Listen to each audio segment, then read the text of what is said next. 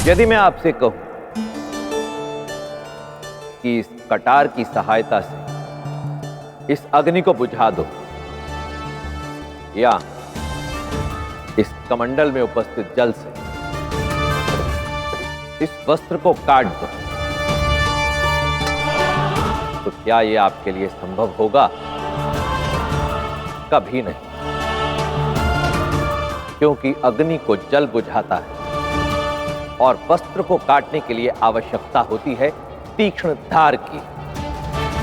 इसी प्रकार जीवन में शक्ति और संसाधन अर्जित करना ही पर्याप्त नहीं होता, उन्हें उचित समय और स्थान पर उचित प्रकार से उपयोग में भी लाना होता है, तभी प्राप्ति होगी योग्य फल की। स्वर्ण की परख के लिए पहले उसे कसौटी के पत्थर पर घिसा जाता है, अग्नि में तपाया जाता है,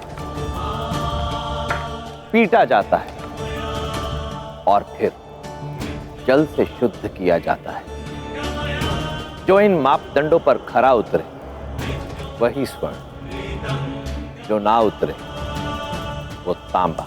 इसी प्रकार सज्जन और दुर्जन व्यक्ति को परखने के भी कुछ मापदंड होते हैं जिन्हें जानना आवश्यक है।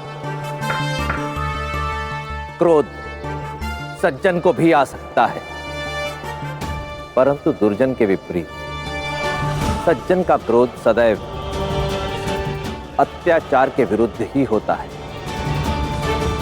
अपने से ऊंचे पद वाले के सामने तो दुर्जन भी नतमस्तक होता है, परंतु सज्जन वही जो अपने से नीचे कार्य करने वालों को भी आदर की दृष्टि से देखे।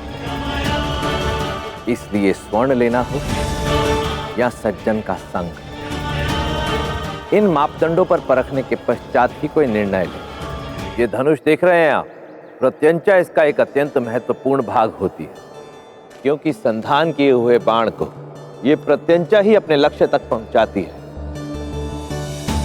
परंतु बाण अपने लक्ष्य तक पहुंचे इसके लिए प्रत्यंचा को पीछे जाना पड़ता है। इसी प्रकार जीवन में भी जो हमारे नीचे कार्य करते हैं वो लक्ष्य तक पहुंचने में हमारी सहायता तभी कर सकते हैं जब हम स्वयं पीछे हटकर उन्हें आगे आने का अवसर दें और अपनी प्रतिभा दिखाने दें। परंतु ढील देने के साथ साथ प्रत्यंचा को तना हुआ भी रहना ही पड़ता है, अन्यथा बाण वेग नहीं लेता। जिनसे कार्य करवाना हो उन्हें थोड़ी स्वतंत्रता दो, परंतु साथ साथ थोड़ा कठोर बर्ताव भी आवश्यक। अधिक ढील दी तो लक्ष्य तक नहीं पहुंच सकोगे।